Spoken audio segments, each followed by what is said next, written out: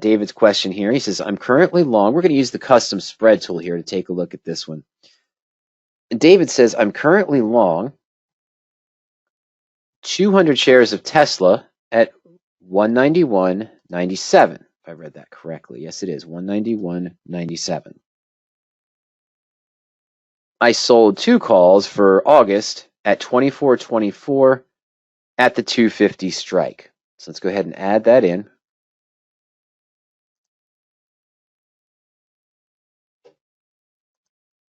It's not too bad. It's only $7 off.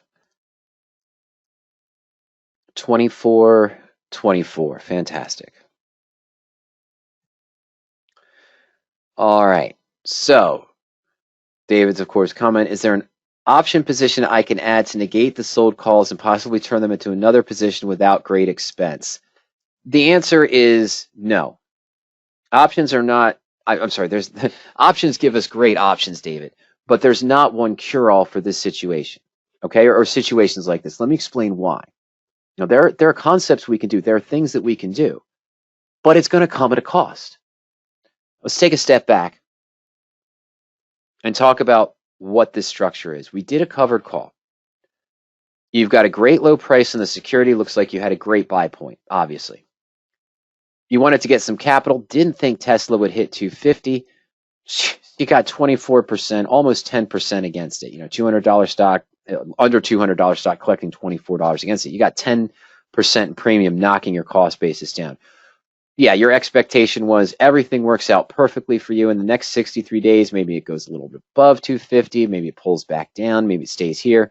This call expires worthless. I come out of the trade with a cost basis of 167.70 something, 73. Fantastic. I'll do that again. I'll get another $20 selling something that's out of the money.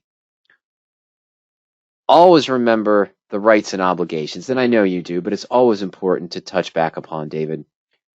When you do a covered call, we've entered a contract that obligates us to deliver shares of stock at this price. If the stock moves up, our call premium is going to increase, whether we've sold the call or whether we've bought it. Because you're 63 days out in time, we're not going to expect to see a lot of that time decay. You sold into $24 worth of time value when you entered this position. But we're not going to expect to see a lot of that time decay until we get into the last maybe 20 or 15 days towards expiration. Sure, you're going to see some if the stock just stagnates here. But this isn't like a weekly option. It's going to retain a lot of this time value for the next month or two. That's why when we refer to the ATM bell curve, not the ATM bell curve, I'm sorry, the time decay curve of an option, you know, you're typically looking about 90 days here, 60 days here. So you're starting to get on that downslope, maybe 30 days here, and then 15 or so days here where you start to see more of that rapid time decay. And I got to be honest with you, the last few days, there was the Fortinet position started to increase against me. But last week, it only had 11 days to go, and the stock was at 68. And the premium was dropping. I sold it for 140, 2 weeks ago. It was a monthly trade, and it started to decay, but it was still holding 50 or 60 cents, $2 out of the money with 11 days to go. That doesn't seem like a lot, but it stayed there. And then as the stock started to move up, it went up to 70 cents, went up to 80 cents, went up to 90 cents, naturally as part of the ATM bell curve. So this is always important to remember. And we talk about the married puts related to the topic the quick discussion we just had. But that's why we're always buying puts that are 180 to 200 days out in time, because the time decay is slow here. This is also dictating this is where we want to buy options. Whether I'm buying a leap option, a leap call, for example, in a calendar spread, diagonal spread, or poor man's covered call, and I want to be selling here, typically under 30 days out in time to get the rapid time decay in my favor, even though I'm collecting less premium. But there's nothing wrong with that at all, David, because you might have had a target where you wanted to generate 10%, 11%, 12%, might even be 15%, against your initial cost basis, and the one that offered it to you was the farther out August 250 call. But we're not going to expect to see a lot of time decay until we get closer to expiration. There are ways that you can leave the upside open, of course, in this structure, but it's not cheap. And it might cost less than what you have here, but it doesn't necessarily negate the idea. This is something that we use in radioactive trading. Income method number 6. It's a way to generate income, but leave the upside open. We'll have to stick with August as the best way to do it to keep the same expiration. They bought the 250, and I don't want to go to the 270, but I'm gonna go to the 270. You originally collected 24.24. Right now, after the movement in the security, 20 points up, the 270 is at around $22, $21.80. Let's just call it 22, $21.93. Let's just call it 22. I know it's right near the ask price. But by buying this extra call, which is going to cost you $4,400, you've added a bear call credit spread onto your long stock position. But if the stock continues to move up, you still have infinite upside profit. But what has this done? This has essentially negated all but $2.24, or $448 of premium that you initially collected. You no longer would have that lower cost basis. It only go down to about $189. But if it continues to run against you, you've left the upside open. You have this stagnation in here between the strike prices. But it does leave the upside open. But it's not cheap. It's going to cost you another $4,400 in order to do that. If you had done it right away, it's possible that this might have only run you $18 or $19, but you would have been taking in $600 or $700 instead of the $4,800 that you took in. So that's something to consider as well. It's an idea, but it's not cheap. Let's clear that out. So total cost of $4,400 to leave your upside open if the stock continues to run. But what's important is this does not negate your obligation. You still have an obligation to deliver shares of stock at 250.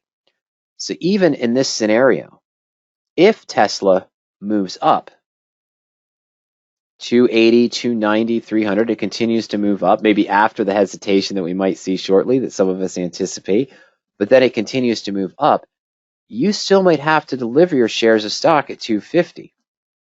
Now, if it's at 300, let's say, you'd still get assigned at that price, but you have the opportunity to buy more shares of stock at 270, so you'd have a $30 discount off of that, plus the small profit you took in from the covered call. Why do I say small profit now?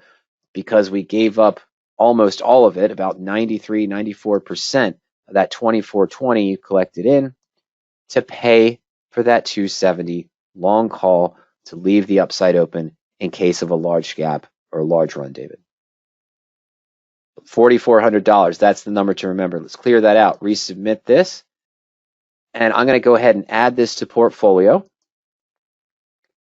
And it doesn't really matter which one we put it in. I can't remember what was the one we used a couple weeks ago. That wasn't May 20. Well, maybe it was May 26, but I don't want to confuse it. Play the rate hike. Doesn't really matter. CC roll, January 27th. It's going to look weird, but that's okay.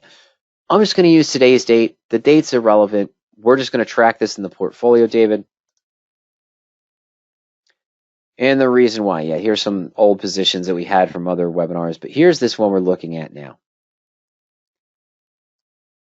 The stock's up 35.7%, $13,714.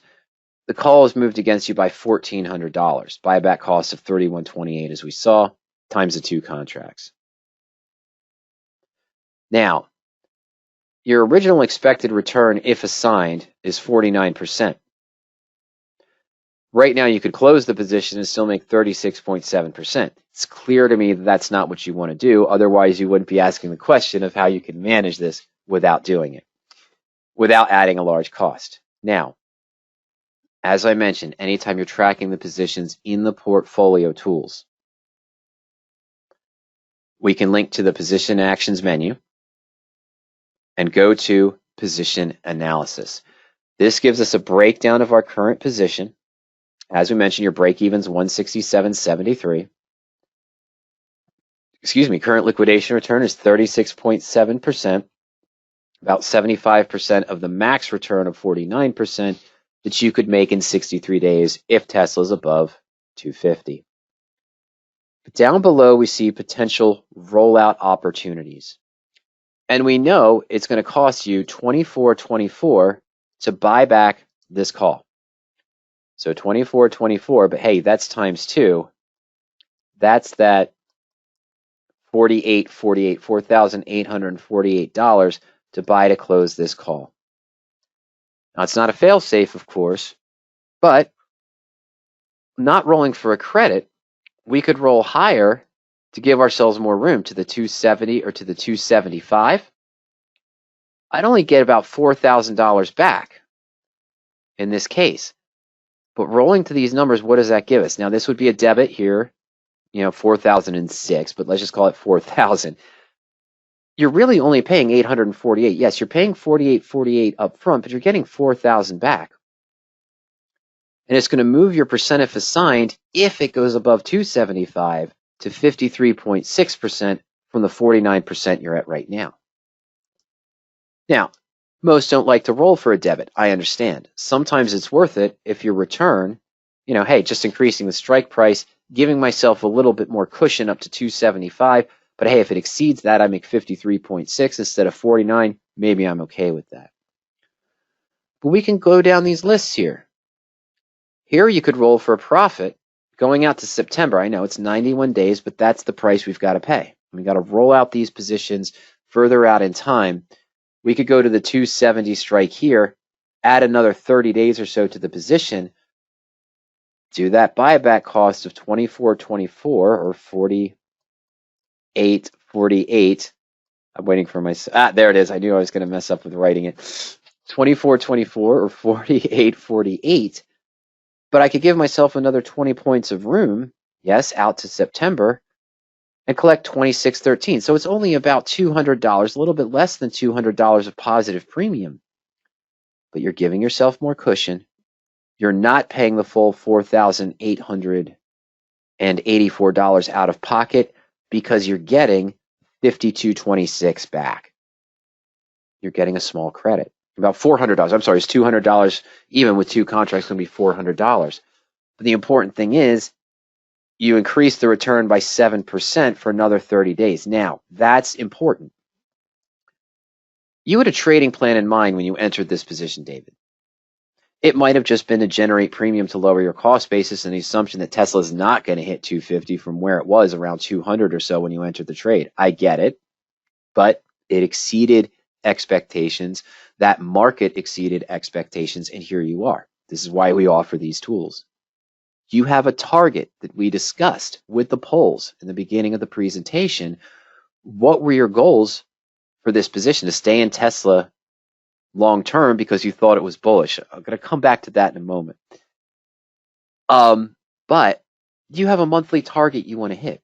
So when I look at these rollouts, what I'm asking myself is if I add another 30 days from 63 where I am now with a max return of 49%, if I move out an additional 30 days and move up to 56, is that 7.2% premium roughly, or let's just call it 7% premium, matching my targets for my portfolio for a 30-day time period? If it is, fantastic. If it's not, I'm not considering this. I still want to achieve my goals on the position in that case. So it's not that you just have to buy the call back to leave the upside open. You could roll it to give it more room, and we're going to show you ideas. You know what the buyback cost is. You can target the strikes that are higher that would give you more premium. You're not going to be able to do that in the same expiration month, but even rolling for a small debit of $400 or $800 here still increases your return if it's at 275, but gives you another 25 points of leeway from where you are right now.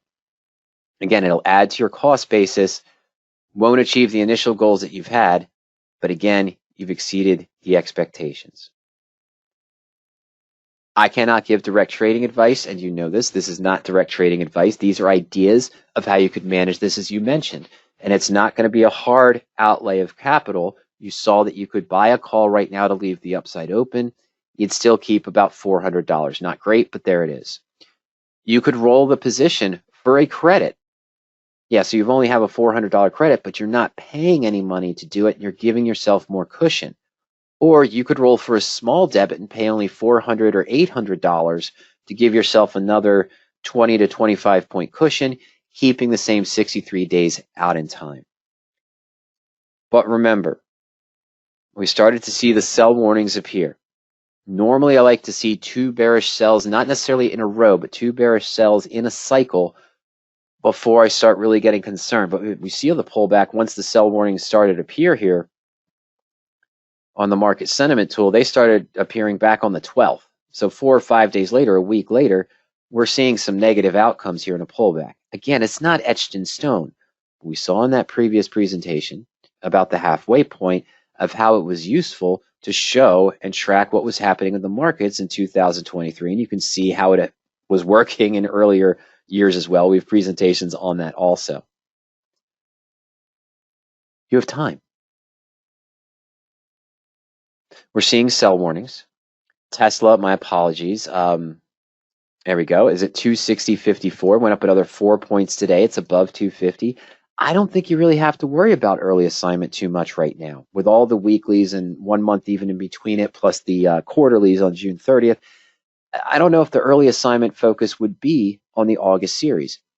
The key is you can be assigned at any time if you're in the money. So you have to remember that if you want to hold the stock. But hey, if you get assigned, we saw that good return. You could take the profits, maybe buy back into the stock and continue to sell the position.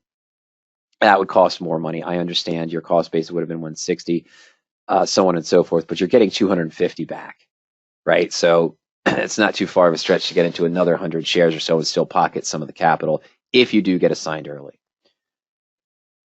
You have time. We're seeing some sell warnings.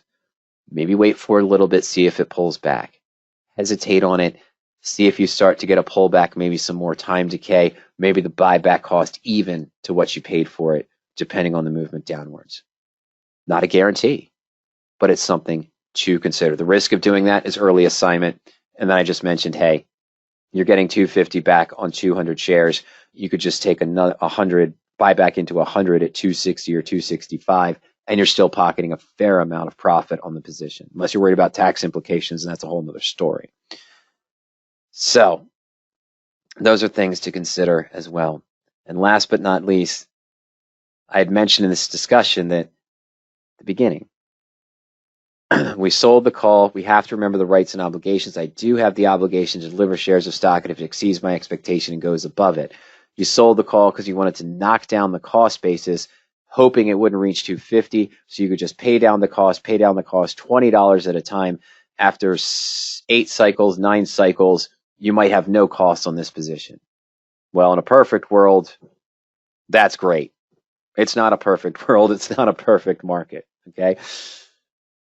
What I mean by that is even though the cost would probably prohibit it normally for me, even though the risk would be outside the range I want to take, I'd have to go further in the money.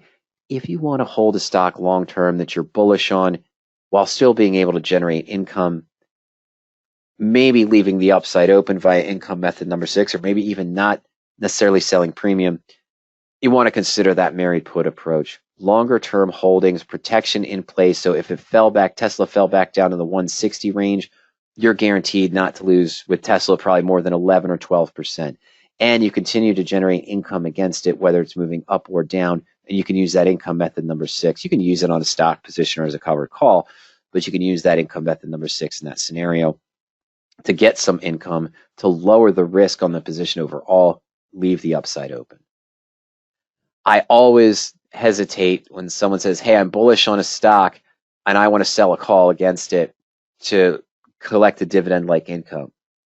I always got to remind you that stocks can exceed expectations, and the obligation of the position is you may have to deliver shares of stock. And if the stock is moving up, the call premium is going to increase. Even as you're getting closer to expiration, the at the money bell curve, it's going to cost more to buy back, and you have to prepare for that as well.